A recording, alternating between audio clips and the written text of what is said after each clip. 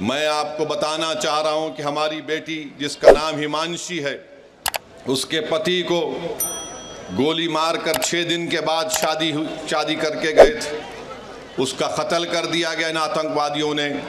ये हमारी बेटी हिमांशी का पैगाम देती है, हमारे देश में बसने वाले जो लोग हिंदू मुस्लिम का जहर फैला रहे हैं, वो कहती है कि मैंने अपने पति को खोया, मगर मैं नहीं चाहती कि मुसलमान और कश्मीरियों के ख़िलाफ़ नफ़रत के मज़ाहरे किए जाएं।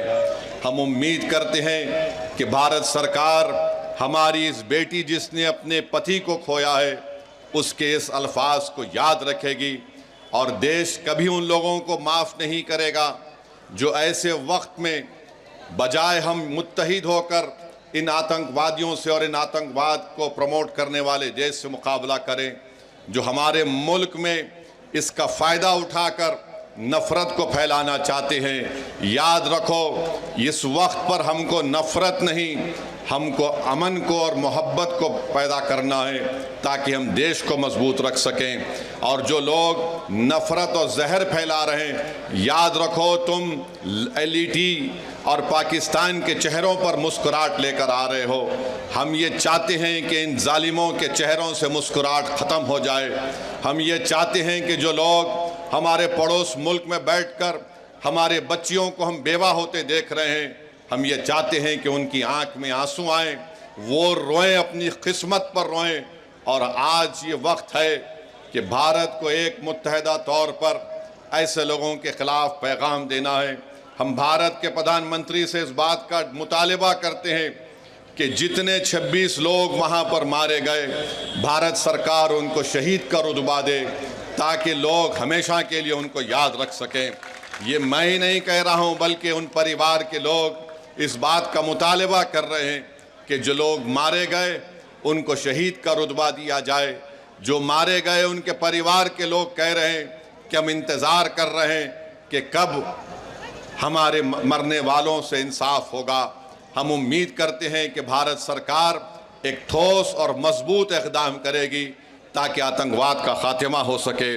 दूसरी बात, मेरे अजीज़ दोस्तों और बुज़ुर्गों, आपकी एक बहन है जिसकी 6 दिन पहले शादी हुई थी और 6 दिन के बाद वो और उसका शौहर शादी की पहली खुशी मनाने के लिए, जिसके उसके हाथों से मेहंदी भी नहीं उतरी होगी, वो जाती है और उसकी आँखों के सामने उसके पति को, जिसके 6 दिन पहले उसकी शादी हुई थी, उसके सर पर गोली मारकर उसकी जान ले ली जाती है क्योंकि वो हिंदू था, वो कलमा नहीं बोल सका।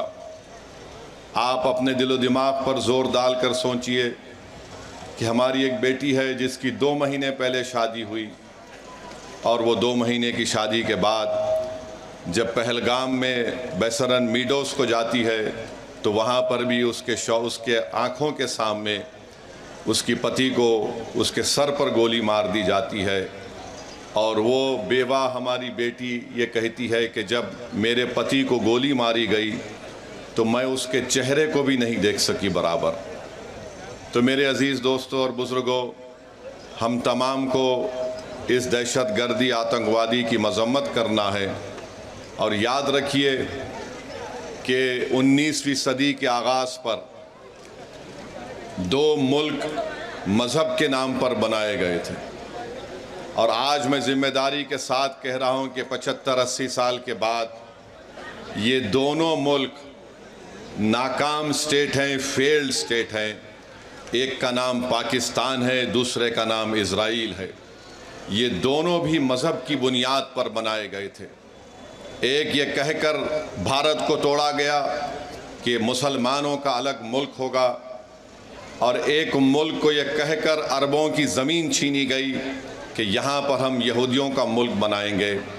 उन्होंने यहूदियों का मुल्क नहीं बनाया बल्कि ज़ायनिज़म की आइडियोलॉजी को आगे बढ़ाने के लिए मुल्क बनाया। ये दोनों ममालिक एक फेल्ड स्टेट है जहाँ पर उन्हीं के मुल्क में लोगों पर जुल्म किया जाता है। तो हम उम्मीद करते हैं कि हमारी सरकार, इस देश के प्रधानमंत्री ये जो आतंकवादी हमला हुआ है, बुज़दिलाना हमला हुआ है, वो उस पर मौसर कार्रवाई करेंगे, मरने वालों को वो इंसाफ दिलाएंगे। और हम उम्मीद करते हैं कि हमेशा के लिए पाकिस्तान से जो आतंकवादी हमारे देश में आकर मासूम लोगों की जानें लेते हैं, चाहे वो हमारी बेटियां हों या फिर वर्दी पहनने वाले हमारे नौजवान बेटे हों, इन आतंकवादी हमले को ख़त्म करने के लिए हम उम्मीद करते हैं कि देश के प्रधानमंत्री पाकिस्तान से आए हुए आतंकवादी और पाकिस्तान जैसे एक फेल्ड स्टेट के ख़िलाफ़ वो एक मौसर कार्रवाई करेंगे, ऐसा इक़दाम करेंगे कि दोबारा पाकिस्तान 100 मरतबा सोचेगा कि भारत की सरज़मीन में आकर किसी को मारने के बारे में।